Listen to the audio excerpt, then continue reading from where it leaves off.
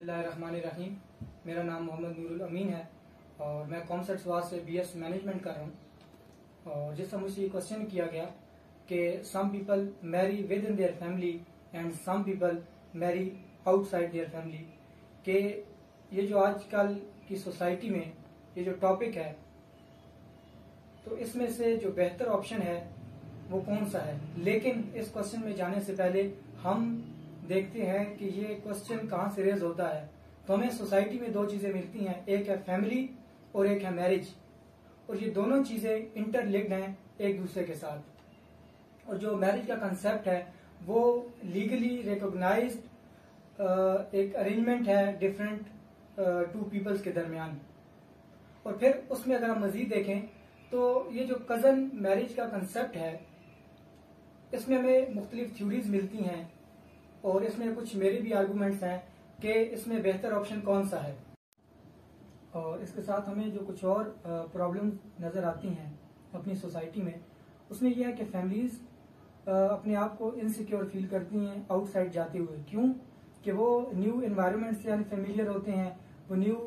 Person से unfamiliar होते हैं और उनको इस चीज की एजिटेशन होती है कि हमारी जो बेटी है या बहन है वो किस तरह सरवाइव कर पाएगी। क्यों? कि जब आप कजन मैरिज में इन्वॉल्व होते हैं तो आप उनसे बहुत ज्यादा अटैच होते हैं, आपको उस फैमिली का, उस पर्सन का A to Z नॉलेज होता है। लेकिन अगर आप बाहर जाते हैं तो आपको बहुत सारी प्रॉब्लम्स फेस करनी पड़ती हैं। और इसके बाद अगर आप देखें कि आउटसाइड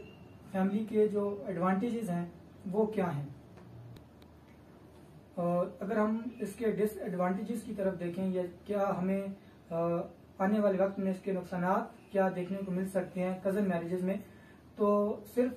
साइंटिफिकली इस चीज को जस्टिफाई किया गया है कि आपके जीन्स में, हार्मोन्स में कोई इश्यूज क्रिएट हो सकते हैं। अदरवाइज ना हमारा रिलीजन, ना हमारी सोसाइटी और ना कोई ऐसा मेन फैक्टर है जो इस चीज के अगेंस्ट हो। सो एक मेरा जो इसमें क्रिटिकल आर्गूमेंट वो ये है कि मैं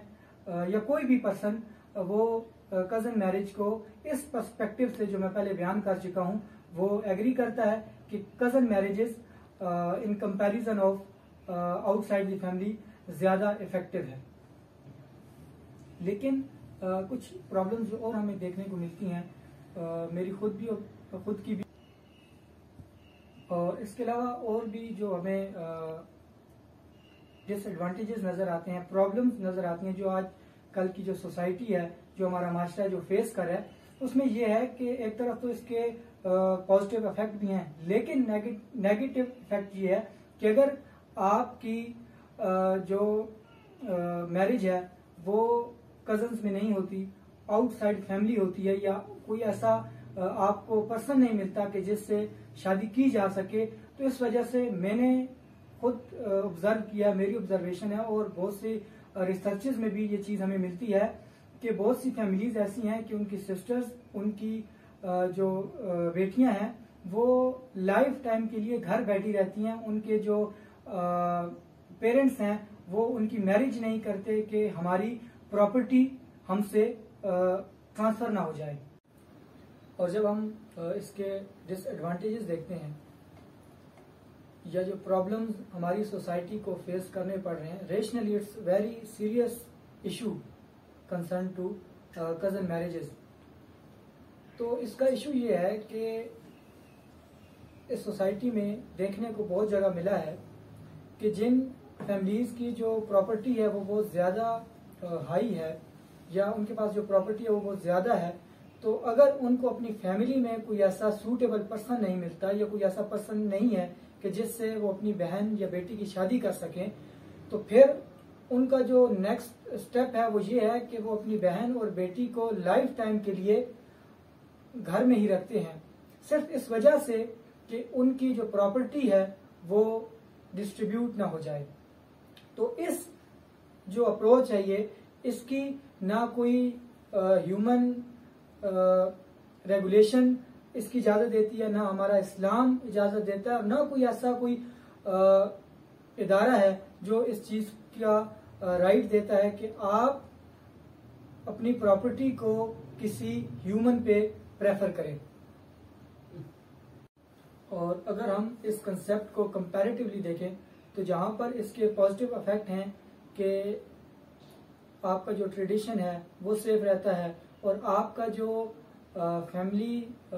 سرکل ہے وہ زیادہ اسٹرانگ ہوتا ہے آپ کی جب marriages with in the family ہوتی ہیں. لیکن اس کے ساتھ جو دوسرا ایشو ہمیں نظر آتا ہے کہ بعض اوقات یہ دیکھنے کو ملا ہے کہ اگر فیمیل اپنی فیملی میں میرج کے لیے ایگری نہیں ہے تو اس کو فورسفلی اس چیز پہ آمادہ کیا جاتا ہے کہ ہماری پراپرٹی ہمارے ٹریڈیشنز ڈسٹرب ہوتے ہیں, اس لیے you must have to marriage within our family. اور اگر ہم کنکلوژن کی طرف جائیں اور اس کو کریٹیکلی ایویلویٹ کریں یا آبزرو کریں تو کزن میرجز زیادہ بینیفیشل ہیں, زیادہ افیکٹو ہیں in comparison of out side the family. کیوں کہ اس کی سوسائٹی بھی اجازت دیتی ہے,